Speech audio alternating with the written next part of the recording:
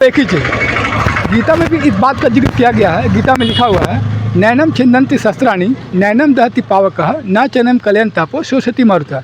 मतलब उस आत्मा को ना तो शस्त्र। चैनल में एक बार फिर से आपका बहुत बहुत अभिनंदन है, बहुत बहुत स्वागत है दोस्तों। आज का बहुत ही सुंदर दृश्य आप देख सकते हैं यहाँ, और अभी हम एक भाई लोग से मिलेंगे। सामने आप देख सकते हैं यहाँ क्या चीज़ का वार्तालाप कर रहे हैं दो भाई। तो चलते हैं दोस्तों, इनसे बातें करेंगे आखिर क्या चीज़ का मतलब बातें कर रहे हैं। हेलो, भगवान की पहचान की बातें कर रहे थे। अच्छा, पिता परमात्मा जो कि दुनिया वाले भगवान को मानते हैं, लेकिन उस भगवान को अभी तक किसी ने जाना और पहचाना नहीं है। दुनिया में बहुत तरह के हर धर्म के लोग हैं, हर धर्म की मतलब हर धर्म के भाव वाले लोग हैं जो अपने अपने धर्म में अपने अपने तरीके से उनको मान्यता दे रखा है। लेकिन वास्तविक उनके बारे में दुनिया वाले अलग अलग तरीके से उनकी मान्यताएँ हैं। हर धर्म के लोग मानते हैं भगवान को, जो कि निराकार को ही मानते हैं। साकार को तो भगवान मानते नहीं, निराकार को ही मानते हैं। तो वो भगवान जो निराकारी है, निर्विकारी है और निरंकारी है ना। भगवान का कोई आकार नहीं, लेकिन देवी देवताओं का आकार है। तो देवी देवताएं अलग हैं, भगवान अलग हैं, मनुष्य अलग हैं, और जो राक्षस प्रवृत्ति के लोग हैं वो अलग हैं। सबकी अपनी अलग मान्यता है। ठीक, गीता में भी इस बात का जिक्र किया गया है। गीता में लिखा हुआ है, जन्म कर्म चमे दिव्यम। उनका जन्म और कर्म दोनों ही दिव्य है। ठीक है, जबकि राम लोग कहते हैं कि जग में सुंदर है दो नाम, चाहे कृष्ण को या राम। तो राम का भी जन्म दिखाया गया है ना, और कृष्ण का भी जन्म दिखाया गया है। हम जब कृष्ण जन्माष्टमी मनाते हैं तो कृष्ण की छोटे रूप में पूजा करते हैं, और जब रामनवमी मनाते हैं तो राम की बड़े रूप में पूजा करते हैं। और गीता में लिखा हुआ है, इसका जन्म गर्भ से होती है, उसकी मृत्यु निश्चित है। तो ये हम नहीं कहते, हमारा गीता ज्ञान कहता है। तो गीता से बड़ा इस संसार में कोई धर्म ग्रंथ, कोई धर्म शास्त्र नहीं है, और सनातन धर्म से पुराना इस संसार में कोई धर्म नहीं है, क्योंकि सनातन धर्म से सब धर्म की उत्पत्ति हुई है। और गीता ज्ञान जो है वो सारे शास्त्रों का सार है, और बाकी जितने भी शास्त्र हैं, जितने भी धर्म वाले के शास्त्र हैं, वो उनमें विस्तार है। तो दुनिया विस्तार को चली गई है, सार को बताने के लिए परमपिता परमात्मा इस सृष्टि पे आ चुके हैं, और आ करके ऐसी ऐसी बातें बता रहे हैं जो आज तक किसी धर्म गुरु, कोई पंडित, मुल्ला, मौलवी, पादरी, पुजारी, जो भी धर्म के अनुयायी हैं, जो भी धर्म के प्रणेता हैं, उन लोगों ने भी इस तरह की बातें आज तक नहीं बताई है। जो बातें आज परमपिता परमात्मा शिव, जो निराकार है, निर्विकार है, निरंकार है, जो अजन्मा, अभोक्ता, अकर्ता है, वो आकर बता रहे हैं। तो दुनिया के मन में ये बात उठी कि भगवान मतलब आए हैं तो कहाँ आए हैं। तो भगवान को देखने के लिए इन आँखों से हम भगवान को नहीं देख पाएंगे। क्यों? एग्जाम्पल के लिए जैसे हवा को हम देख नहीं सकते, लेकिन उसको महसूस कर सकते हैं, है ना। तो उसी तरह से भगवान को देखने के लिए ज्ञान का तीसरा नेत्र चाहिए, जो कि इसका एग्जाम्पल दिया गया है। जैसे शंकर के माथे पे दिखाया गया है तीसरा नेत्र ज्ञान का, है ना। उसको शंकर नेत्र नहीं कहते, उसको शिव नेत्र कहते हैं। इसके एग्जाम्पल में जैसे आज की माताएं बहनें बिंदी लगाती हैं और भाई लोग टीका लगाते हैं, ये आत्मिक स्थिति में टीकने की निशानी होती है। लेकिन दुनिया वालों को ये पता नहीं है, इसके बारे में लोगों को अलग अलग अवधारणाएँ हैं। तो हम इसमें नहीं ज़्यादा मतलब पढ़ना चाहते हैं, क्योंकि हम किसी की आस्था को ठेस नहीं पहुँचा सकते हैं। आस्था अलग चीज़ है, भक्ति अलग चीज़ है, और ज्ञान अलग चीज़ है ना। आस्था, भक्ति और ज्ञान, ये तीनों का अपना अपना प्रारूप है।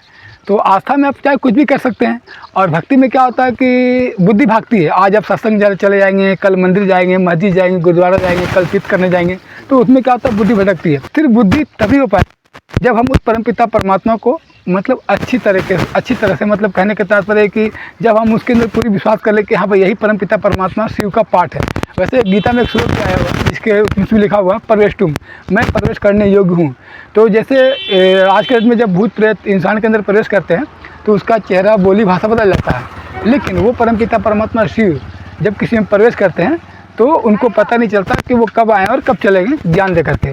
क्योंकि दुनिया का जो शास्त्र है, उस शास्त्र को पढ़ने से या उस शास्त्र को समझने से सृष्टि का परिवर्तन नहीं होने वाला है, क्योंकि अभी आकर के नई दुनिया का स्थापना कर रहे हैं, और हम जो इन आंखों से जो पुरानी दुनिया देख रहे हैं इसका विनाश होने वाला है। तो नए ज्ञान से ही नई दुनिया का स्थापना हो रही है, और हम इस नए ज्ञान से ही उस परमपिता परमात्मा को जान सकते हैं, समझ सकते हैं, है ना। तो दुनिया वालों ने आकर के क्या किया, अर्थ का अनर्थ कर दिया है, और अर्थ का अनर्थ करने के कारण आज हर मनुष्य दुखी और परेशान है। और आज के डेट में सबको चाहिए सुख और शांति। अब ये सुख शांति पैसे से नहीं मिल सकता, है ना। गीता में भी इस बात का जिक्र किया गया है, नहीं ज्ञानम सब पवित्रम विद्यते। इस संसार में ज्ञान के समान कोई दूसरा चीज़ है नहीं।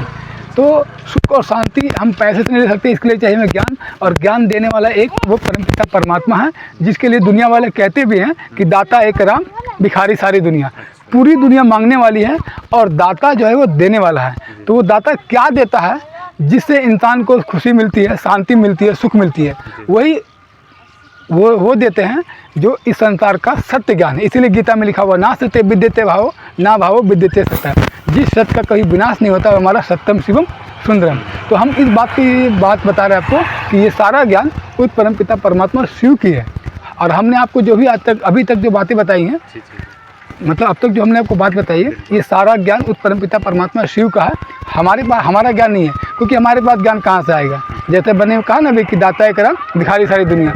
तो देने वाला वो दाता है और हम उस दाता के बताए हुए रास्ते पर ही चलते हैं, है ना। और दुनिया को हम बताते हैं कि भी ऐसी ऐसी बातें होने वाली हैं, ये संभावनाएँ हैं और ये स्थूल में दिखाई भी दे रहा है। लेकिन दुनिया वाले इस चीज़ को भी समझ नहीं पा रहे, क्योंकि दुनिया भौतिक सुख के पीछे पागल है, आत्मिक सुख को जानती नहीं है और आत्मज्ञान को भी पता नहीं है। तो आत्मा का ज्ञान वही बता सकता है, वही दे सकता है जो आत्मिक स्थिति में टिका हुआ हो। जैसे एग्जाम्पल के लिए शंकर को हम कह सकते हैं, कहा गया कि ब्रह्मा द्वारा स्थापना, विष्णु द्वारा पालना और शंकर द्वारा विनाश। तो शंकर विनाश तो करता नहीं है, क्योंकि आप शंकर की तस्वीर कहीं भी जाकर देखें तो हमेशा बैठा हुआ है, याद में बैठा हुआ है। तो जब वही याद में बैठा हुआ है, तो अगर वही भगवान है तो फिर भगवान के लिए निराकार क्यों कहा गया? तो निराकार शिव है, क्योंकि उस निराकार को सब लोग मानते हैं। मुस्लिम लोग भी बोलते हैं खुदा नूर है, क्रिश्चियन लोग भी बोलते हैं God is light. Guru Nanak ने भी कहा एक ओंकार निराकार। एक हिंदू जो कहते हैं, हिंदू कोई धर्म नहीं होता, हम लोग का सत्यवाद धर्म सनातन धर्म, और सनातन धर्म में नहीं, आदि देवी देवता सत सनातन धर्म, और सनातन धर्म से ही सब धर्म की उत्पत्ति है। और गीता ज्ञान से बड़ा संसार में कोई ज्ञान नहीं है, ये पढ़ाई है ना। हम लोग पढ़ाई पढ़ते हैं, ये हमारा पढ़ाई एक संस्था है, संस्था नहीं कह सकते, हमारा आध्यात्मिक परिवार है, ठीक है, जिसका नाम है आध्यात्मिक ईश्वरीय। हाँ, तो एक भाई है, कुछ पूछना चाह रहे हैं भाई से। जी, मेरा कहना यही है कि इसके विषय में अगर हमको और अच्छे से जानकारी लेना होगा तो हमको कहाँ जाना पड़ेगा? देखिए, कैसे? अभी यहाँ पे हमारे पूरे झारखंड में एक जगह है, बोकारो जिला। जी जी, बोकारो डिस्ट्रिक्ट के अंतर्गत एक नावाडी मतलब प्रखंड में आते हैं वो, बोकारो जिला के अंदर। वहाँ पे हमारा एक संस्था नहीं है, हमारा ईश्वरीय परिवार है, जिसको हम ये कह सकते हैं आध्यात्मिक ईश्वरीय विश्वविद्यालय। ये ज्ञान हमें उस जगह से ही प्राप्त हो रही है ना। बाकी दुनिया में तो हमें नहीं लगा, क्योंकि हम भी पहले सत्संग में और बहुत सारे जाते थे शांति और सुख के खोज में, ज्ञान की खोज में, लेकिन कहीं हमें तो अभी तक तो ऐसा कुछ मिला नहीं है। और हम जो यहाँ देख रहे हैं, समझ रहे हैं, सुन रहे हैं, तो हमें लग रहा है कि वास्तविकता ज्ञान यही परमपिता परमात्मा जो जिसको पूरी दुनिया मान रही है, लेकिन इसको जानती और पहचानती नहीं है। तो मतलब पहले इसको हम जानेंगे, पहचानेंगे, पढ़ाई है, और हम पढ़ाई के माध्यम से ही समझ पाते हैं कि हाँ, वास्तविकता ज्ञान में या परमपिता परमात्मा जो ईश्वर है, उनका पाठ कहाँ चल रहा, कब से चल रहा, क्यों चल रहा, और दुनिया की ये जो सारी बातें तमाम, वो उनको यहाँ पे आना पड़ेगा। और इसका कुछ प्रोसेस है ना।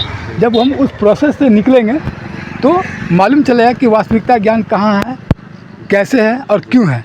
क्योंकि ऐसे तो हम नहीं कह सकते हैं, दुनिया वाले तो क्या कहेंगे, दुनिया तो अलग अलग तरीके से चलते हैं, हम दुनिया को बात को लेकर चलते हैं, क्योंकि हम इन आँखों से जो देखते हैं ना, वो सत्य नहीं है।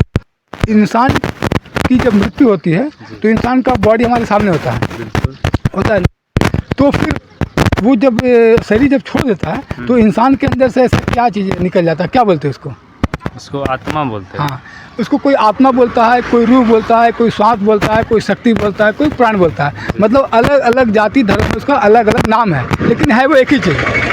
गीता में भी इस बात का जिक्र किया गया है। गीता में लिखा हुआ है, नैनम छिन्दन्ति शस्त्राणि नैनम दहति पावकः न चैनम कलयन तापो शोषति मरुतः।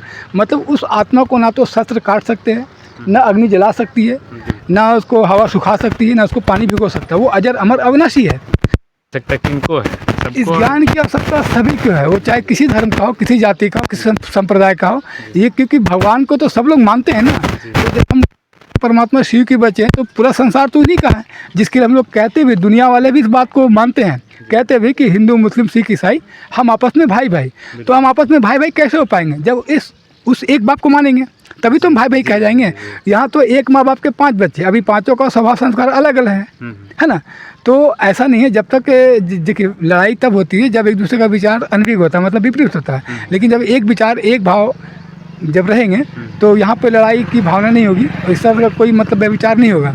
तो दुनिया वाले केवल माना है कि भाई हिंदू मुस्लिम सिख ईसाई हम आपस में भाई भाई, तो भाई भाई बनने के लिए उस परमपिता परमात्मा के छत्र छाया के नीचे जो लोग आते हैं वो भाई भाई कहे जाते हैं, और जो लोग नहीं आते हैं उनका अपना मनमत होता है। तो इसके लिए एक एग्जाम्पल दिया गया है, जैसे रावण के बारे में बताया गया है कि रावण का 10 मुंडी दिखाया गया है, तो उसको कहा गया आध्यात्मिक दृष्टिकोण से रावण का 10 मत, अच्छा। और राम का बताया गया है 1 सर। तो राम जो है वो भगवान है, हम लोग कहते भी हैं कि राम भगवान है, राम सबको मानते हैं, सभी लोग राम को मानते हैं, हम भी मानते हैं। लेकिन किस राम के बारे में दुनिया वाले जानते हैं इसको पता नहीं है। लेकिन वास्तविकता राम तो एक ही है जो पूरे विश्व का मालिक है, भगवान है, गॉड है, जो भी कह लीजिए, वो मालिक एक ही है। हम उसी राम की बात कर रहे हैं जिसके लिए दशरथ के बेटा राम को हम नहीं कह सकते हैं, क्योंकि इसके बारे में थोड़ा सा आध्यात्मिक दृष्टिकोण थोड़ा अलग है, क्योंकि अर्थ का अनर्थ हो जाएगा ना, तो हम ज़्यादा इसमें पहल नहीं कर सकते हैं। बस राम को मानते हैं, राम भगवान है, राम हमारे पूर्वज में सब कुछ है, राम ही है, राम से ही सब कुछ होता है, जिसके लिए कहा जाता है रमते योगिनो यस स्मृति राम, जिसमें योगी लोग रमन करते हैं। हम उस राम की बात करते हैं, दुनियावी राम या और किसी राम की बात नहीं करते हैं, क्योंकि राम तो किसी मनुष्य का भी नाम हो सकता है, तो हम उसको भगवान थोड़ी मान लेंगे, है ना। तो मतलब उस भाव से जो राम है, जिसका जो श्रद्धा है, हम उस राम की बात कर रहे हैं। ठीक है, चलिए, बहुत बहुत धन्यवाद आपका भी, जो हमें हमारे नसीब में इस तरह की बातें या ये ज्ञान मिलने का था तो आपने हमें दिया। तो हम आपसे संपर्क करेंगे और जिस तरह का आप हमें एड्रेस दिए उस पते पे हम जाने का कोशिश करेंगे और ज्ञान को उठाने का